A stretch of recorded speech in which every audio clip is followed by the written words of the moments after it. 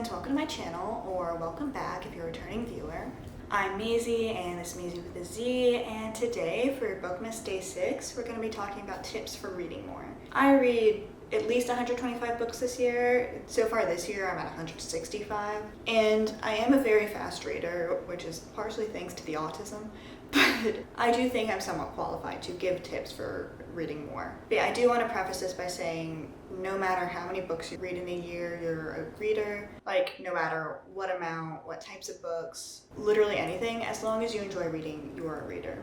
But if you're looking for some ways to read more or make it more of a habit or just get through more books for whatever reason, then these are some tips that I think might help. My first tip, and my absolute biggest one, is find a way to read books on your phone. This is helpful for two reasons. Like, a big tip people always give for reading more is bring a book with you everywhere you go. Let's be honest, that's not always realistic, but you know what you do always have with you everywhere you go is your phone. And then the other benefit is anytime you're doing something on your phone that you don't see as productive, when you're doom scrolling on social media, you can redirect yourself to reading, and it's much easier to choose one thing over the other when they are on the same device. Like, it feels much less like switching tasks, but it is an easier way to get yourself out of those like time-wasting activities when you have books accessible, when you are trying to stop time-wasting activities on your phone, and also if you're in line at the grocery store, if you're waiting for someone to finish getting ready so you can go somewhere, if you're waiting for a class to start, you can just pick up your phone and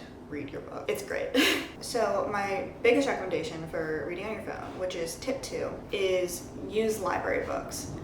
I don't necessarily recommend investing a lot in paying for ebooks, just because like there's logistical reasons of they're inherently tied to whatever platform you're using, and so like if you invest in Apple ebooks and you ever stop using Apple devices, then you lose your ebooks. If you invest in Barnes & Noble but they stop supporting Nook, and then there's the issue of if you invest in Kindle ebooks, then you are supporting Amazon. And I will say I have a Kindle. I have bought ebooks in the past, but I do try and very much limit my purchasing from Amazon for ebooks. So it is like something to consider if that's a like issue for you. Another good reason to avoid buying ebooks is most public libraries make it very easy to obtain free ebooks through the Libby app, which connects to your public library card and allows you to access your library's ebook holdings.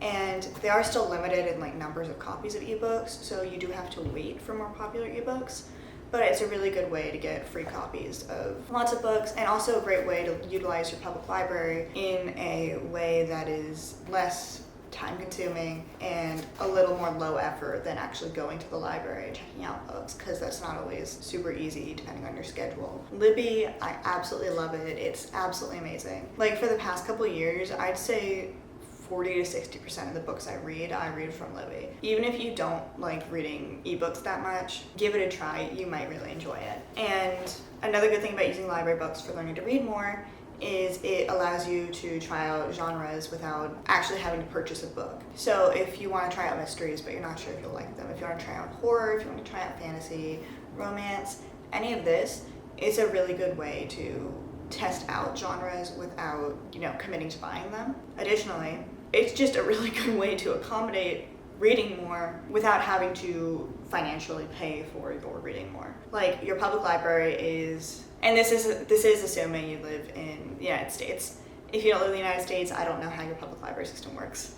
But your public library is paid for by you. It is a resource that exists for you, and utilizing it only benefits both yourself and the library. And to tie back to the first point, Libby, one, you can read Libby books on your e-readers, but also going back to the first point of reading on your phone, Libby has an app. It's very clean, it's very good. It's a wonderful app, I love it. And this is a great way to access books on your phone, which again, very helpful for reading. My third tip is don't be afraid to DNF books. Now, DNF stands for do not finish. DNFing a book is when you've started reading a book and you decide to stop reading it for whatever reason. I'm still kind of learning to do this myself, where I usually feel like if I start a book, then I want to finish it because I like completing things. But DNFing books that you're not enjoying is, one, good because it helps prevent reading from turning into a chore or something you're doing just to do it instead of for fun, because reading should be fun.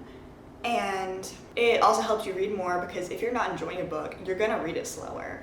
because you're not going to want to pick it up.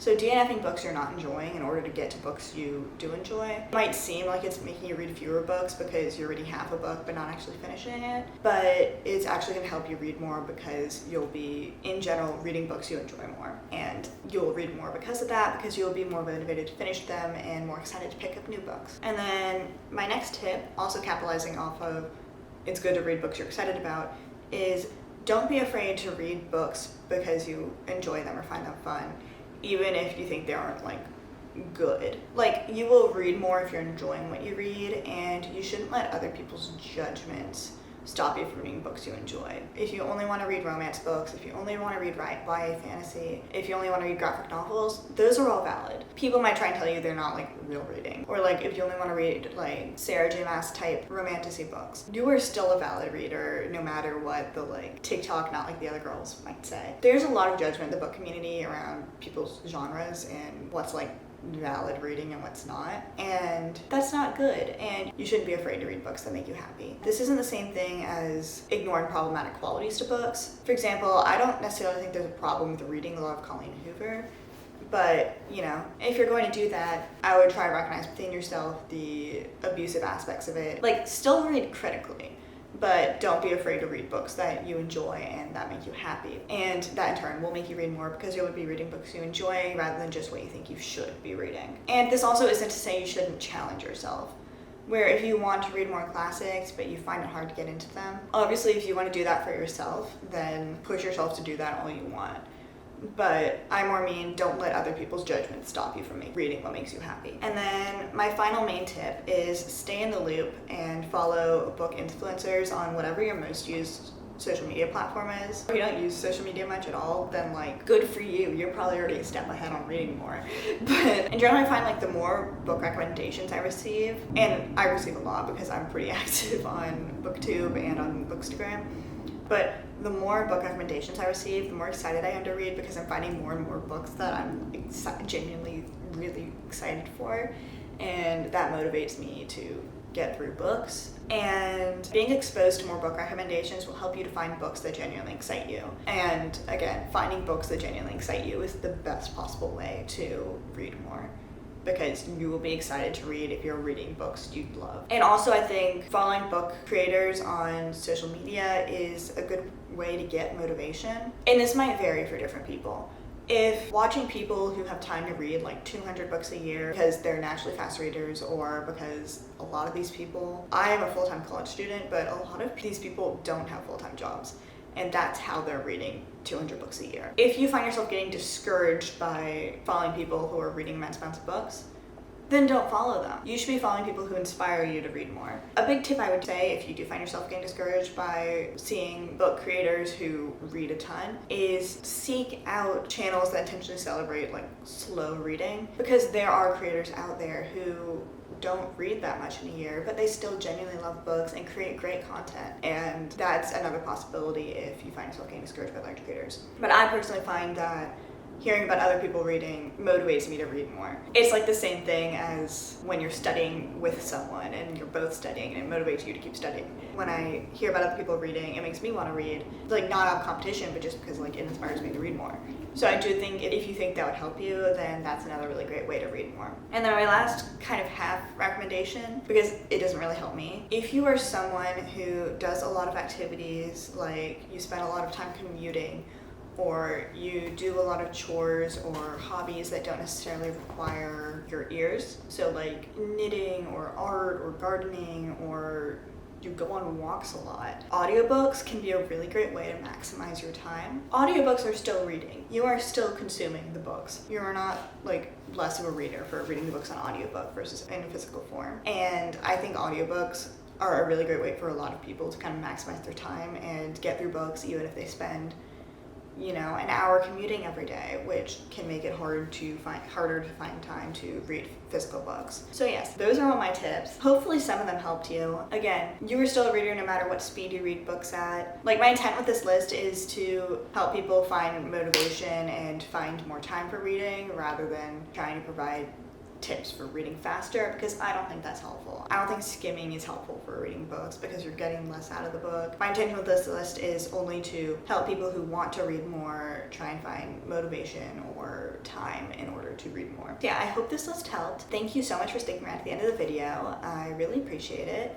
Please like, comment, subscribe if you want to see more videos from me. This is Bookmas Day 6, I think. So I'll have 6 more videos coming out the days following this. I will have videos coming out regularly in the future. And yes, thank you again for sticking around to the end, and I will see you later.